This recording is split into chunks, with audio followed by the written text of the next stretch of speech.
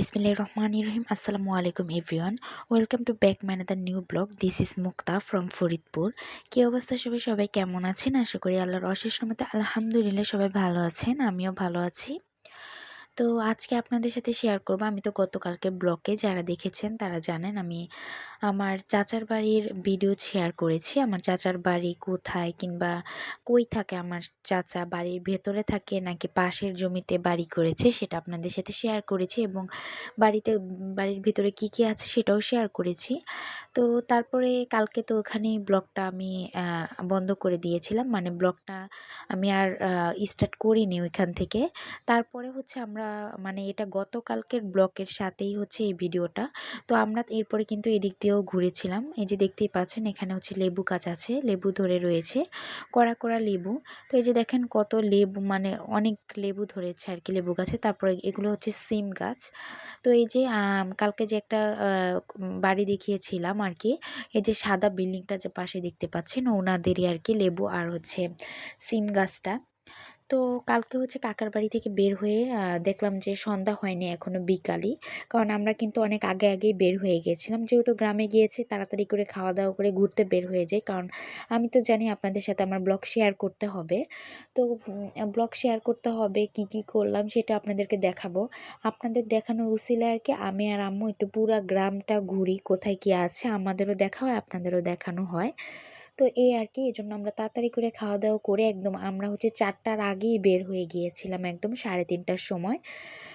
তো এই যে দেখতে পাচ্ছেন সকালেও কিন্তু আমরা একবার ঘুরেছি। তারপরে গিয়ে হচ্ছে খাওয়া দাওয়া করেছি, গোসল করেছি। তো গোসল করার পর খাওয়া দাওয়া করে একদম 3:30টার মধ্যে আবার রেডি হয়ে বের হয়ে গিয়েছে আপনাদেরকে দেখানোর জন্য। তো দেন এদিকে হচ্ছে আমার একটা ওই যে ওইটা হচ্ছে একটা বোন। তো আম্মু ডাক দিচ্ছে আর কি ওনার সাথে কথা বলার জন্য, যেহেতু আমরা ঢাকায় ব্যাক করব। তো ঢাকায় যাব, তো ঢাকায় যেহেতু চলে যাব, তো এদিকে হচ্ছে একটা ফুফুর বাড়ি আছে। তো ফুফু বাড়িতে আছে নাকি সেটা জানার জন্য আম্মু এই আপুটাকে ডাক দিয়েছে। তো আপুটার হয় আর কি আবার মানে আপুটার মনে হয় আপুটার হচ্ছে ফুফু হয়। তো ডাক দিয়েছে আপুটাকে জানার জন্য যে ফুফু বাড়িতে আছে নাকি। তো এদিক দিয়ে দেখেন এটা কিন্তু আমার একটা চাচির বাড়ি। তো আমার এই চাচা কিন্তু অনেক বছর আগেই মারা গিয়েছে। তো চাচি কতটা লড়াই করে যে টিকে ছিল এটা হচ্ছে আমাদের শেয়ার করেছি, এটাও আপনাদের সাথে বলবো কতটা লড়াই করে।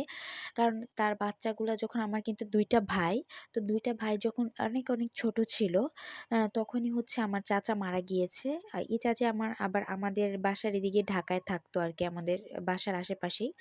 তো এই মানে কিভাবে যে মারা গিয়েছে আমার এই পরে হচ্ছে চাচিকে অনেক অত্যাচার করেছিল। তো চাচি ভেবেছিল তার বাবার বাড়িতে চলে যাবে, কিন্তু তাও হচ্ছে কত অত্যাচারের পরেও এখানে যে কি লড়াই করে থেকেছে, এবং দেন রাস্তার পাশে এত সুন্দর জায়গায় বাড়ি করেছে। তো আসলে এটাই আপনাদের সাথে পরবর্তী ব্লগে আমি শেয়ার করব কোনো একদিন, চাচির বাড়ি যখন যাব। তো আমরা এখন কিন্তু ওই ফুফুটার বাড়ি যাচ্ছি। তো ফুফুটার বাড়ি যাওয়ার জন্য মেন রাস্তা দিয়েই যেতে হবে এদিক দিয়ে, কারণ ভেতর দিয়ে কিন্তু জায়গা নেই। তো এখানে হচ্ছে খেজুর গাছের সাথে অনেক ছবিগুলো সুন্দর হচ্ছিল, তো আম্মুকে কয়েকটা ছবি তুলে দিয়েছি আমি এখানে। তো তারপরে হচ্ছে আবার এদিক দিয়ে যাচ্ছি। তো এখানে দেখেন অনেক সুন্দর কিন্তু এদিকে, মানে এদিক থেকে কিন্তু দেখা যায়, আমি একদিন শেয়ার করেছিলাম যে উপরে সামনে হচ্ছে ওইদিকে ধান ক্ষেত আছে।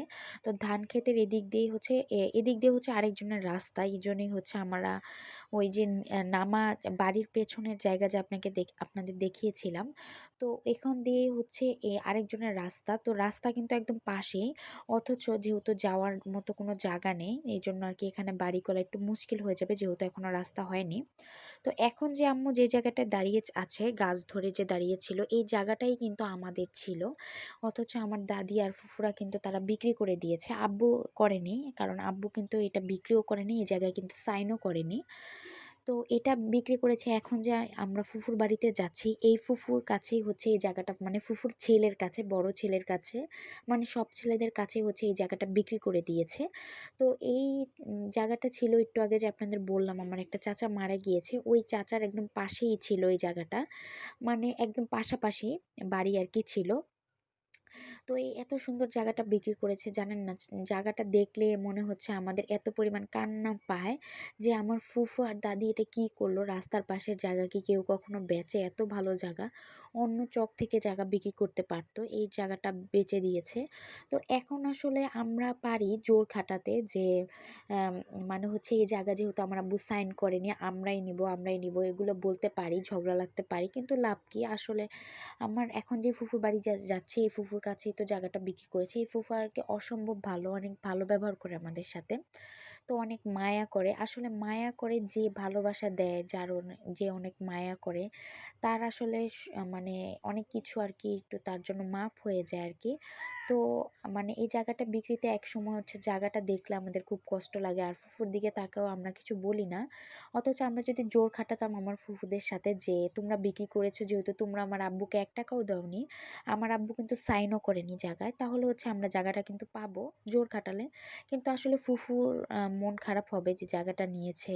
এখন আবার গেলে একটু ছেলেদের ভেজাল হবে। তাই আরকি আমার আম্মু নিষেধ করে আমরা যাতে কথা না বলি। তো জানি না আল্লাহ ভাগ্যে যা রাখছে তাই হবে। এটা নিয়ে আর কথা বলার তো কিছু নেই। তো যাই হোক, আমার দাদার বাড়ির রাস্তা কিন্তু অনেক সুন্দর, মানে দেখতেই তো পাচ্ছেন আর চারিপাশে কত সুন্দর বিল্ডিং গাছপালা। তো আমার না অনেক ভালো লাগে আমার দাদার বাড়ি, এত পরিমাণ সুন্দর। তো ঢাকায় আসার সময় খুবই কষ্ট হয়। যদি এখানে একদম ঢাকার মতো মানে ভিতরে সব কিছু করে আমাদের একটা বিল্ডিং থাকতো, তাহলে আমি মনে হয় কখনোই আসতাম না ঢাকায়। তো আমার এতটা পরিমাণ ভালো লাগে কি বলবো। আসলে ভালো লাগারই কথা, এত সুন্দর মানে সব কিছু এই যে দেখতে পাচ্ছেন এখানে। আসলে মানুষের এত পরিমাণ টাকা থাকে, মানে টাকা যার আছে সে হচ্ছে বাইরে দিয়েও টাইলস করে ফেলে। দেখতে পাচ্ছেন কত সুন্দর রঙিন রঙিন টাইলস লাগিয়েছে। তো এরাও কিন্তু আমাদের পরিচিত, সবাই আমাদের পরিচিত। আমাদের যেহেতু একই গোষ্ঠী, মোল্লা গোষ্ঠী, তো সবাই হচ্ছে ইনশাল্লাহ আমাদের এদিকে হচ্ছে সবাই পরিচিত।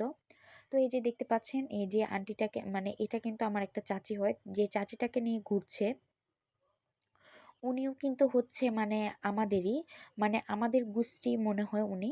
তো উনারও একটা কথা আছে, সেইগুলা মানে উনারও একটা মানে ঘটনা আছে, সেই ঘটনাও আপনাদের সাথে শেয়ার করবো আসলে একটু পরে।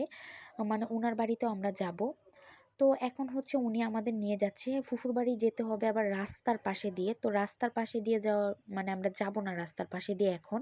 তো এখন হচ্ছে উনি বাড়ির ভেতর দিয়ে যে একটা মানে চাপিল রাস্তা আছে আরকি, খুবই চাপা। তো ওটা দিয়ে এখন যাব। তো উনি আম্মুর সাথে অনেক কোলাকুলি করছে আরকি, অনেক কথা বলছে। মাশাআল্লাহ উনি এত পরিমাণ ভালো, উনার ব্যবহার এত পরিমাণ ভালো কি বলবো। তো উনার বাড়িতেও আমরা যাব, এই চাচির বাড়িতেও আমরা যাব। তো আম্মু এখানে বলছিল যে কবে আসছে, তারপরে আমাদের সাথে আমার কাকারা, দাদারা মানে কাকারা, তারপরে দাদি, ফুফুরা কেমন আচরণ করে সেগুলো জিজ্ঞেস করছিল। তো আম্মু বলছিল আরকি যে আ এ তেমন ভালো করে না। আমাদের সাথে খুবই খারাপ ব্যবহার করে। তো এখন চাচি বলছে যে, "আপনি হচ্ছে যে ঘরে উঠছেন এই ঘরেই বসে থাকবেন, নামবেন না। কারণ এটা হচ্ছে আপনার হাসব্যান্ডের ঘর, মানে হচ্ছে আমার আব্বুর ঘর। এজন্য আমাদের নামতে নিষেধ করছিল।" তো আম্মু তাও বলছে যে, "হ্যাঁ, ঠিকই বলেছেন আপনি।" তো তারপরে এখন আমরা হচ্ছে আমাদের রাস্তা দেখিয়ে দিয়েছে। আমরা হচ্ছে এদিক দিয়ে যাবো আরকি।